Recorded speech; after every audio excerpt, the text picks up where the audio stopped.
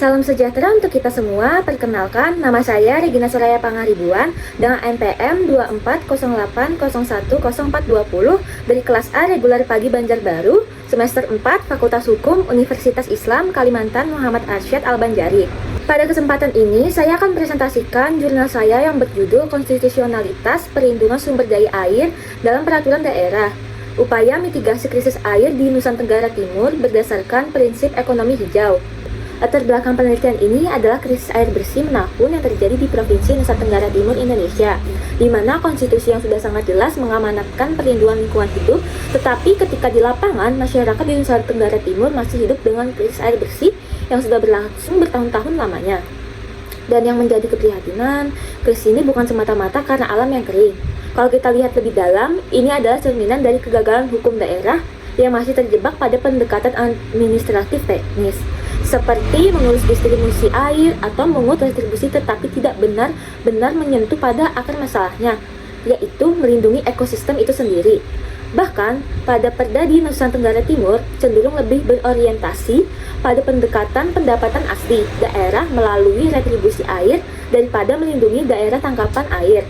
Terdapatnya jurang pemisah antara amanat Green Constitution dalam Undang-Undang Dasar 1945, khususnya Pasal 28H ayat 1 dan Pasal 33 ayat 4, dengan regulasi daerah yang seringkali mengabaikan keadilan ekologis demi kepentingan ekonomi jangka panjang. Padahal pada Pasal 28H ayat 1 dan Pasal 33 ayat 4 Undang-Undang Dasar 1945 sudah sangat jelas menegaskan bahwa setiap warga berhak atas lingkungan yang baik dan sehat, dan bahwa pembangunan nasional wajib berwawasan lingkungan.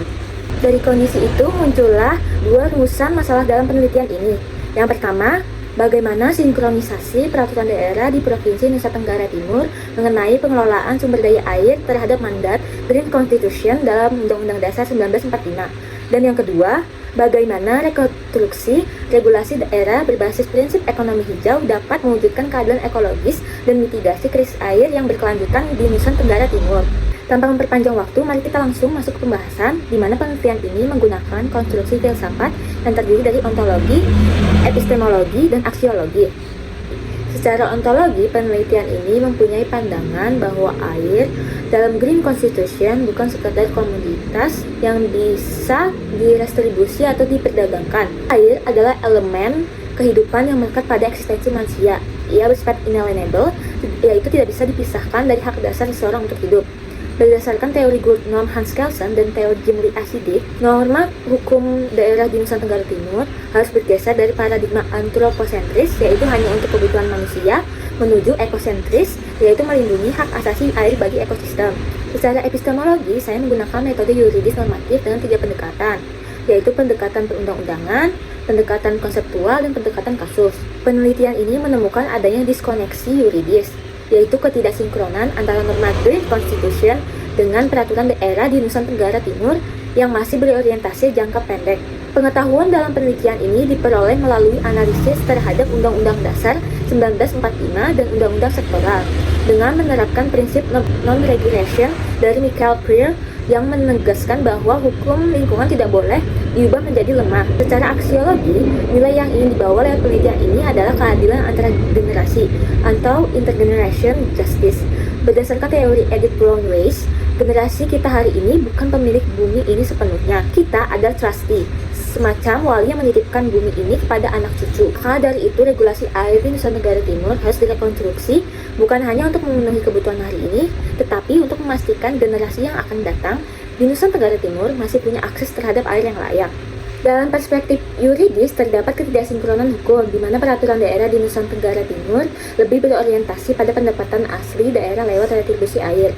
Padahal, pada putusan Mahkamah Konstitusi perkara nomor 85 mengenai pengujian Undang-Undang PUU yang diregistrasi pada Gelaran ke-11 di tahun 2013 merupakan tonggak nyata di mana Mahkamah Konstitusi menegaskan bahwa air adalah res komunis atau milik bersama, yang penguasaannya oleh negara harus ditujukan untuk kemakmuran rakyat seluas-luasnya. Ini membuktikan bahwa Mahkamah Konstitusi sesungguhnya bisa dan harus berperan sebagai guardian of green. Apabila peraturan daerah di Nusa Tenggara Timur tidak sinkron dengan Pasal 28H dan Pasal 33 ayat 4 Undang-Undang Dasar 1945, maka yang akan terjadi adalah kemunduran konstitusional yang justru memperparah krisis air itu sendiri. Seperti yang dijelaskan teori non-regresi dari Michael Peer, yang menegaskan bahwa norma hukum lingkungan yang sudah ada tidak boleh diubah menjadi lebih lemah. Dari perspektif sosiologis, krisis air di Nusa Tenggara Timur bukan sekedar abstraksi hukum. Ini soal kehidupan nyata masyarakat yang harus berjalan jauh setiap hari hanya untuk mendapatkan air bersih. Seringkali masyarakat di Nusa Tenggara Timur terabaikan dan dirugikan akibat kegagalan regulasi daerah dalam melindungi daerah tangkapan air. Oleh karena itu, diperlukan rekonstruksi konstitusionalisme dengan mengintegrasikan prinsip ekonomi hijau, yaitu menerapkan skema insentif bagi masyarakat yang menjaga mata air dan disinsentif atau sanksi berat bagi industri yang merusak hidrologis. Jadi, kesimpulan dari penelitian saya ini adalah krisis air di Nusa Tenggara Timur bukan sekedar persoalan geografis atau alam. Ini adalah krisis konstitusionalisme ekologis, di mana hukum daerah gagal menginternalisasi nilai-nilai Green Constitution yang sudah ada dalam Undang-Undang Dasar 1945. Untuk itu, diperlukan rekonstruksi peraturan daerah yang tidak hanya mengurus siapa yang mendapat berapa liter air, tetapi yang benar-benar melindungi ekosistem dengan memasukkan instrumen ekonomi hijau seperti insentif bagi yang menjaga konservasi dan disinsentif bagi yang merusak lingkungan, demi mewujudkan keadilan ekologis bagi generasi Nusa Tenggara Timur hari ini maupun yang akan datang. Demikian presentasi dari saya. Terima kasih atas perhatian Bapak dosen yang terhormat. Mohon maaf atas segala kekurangan dalam presentasi saya ini. Salah dan hilang mohon dimaafkan.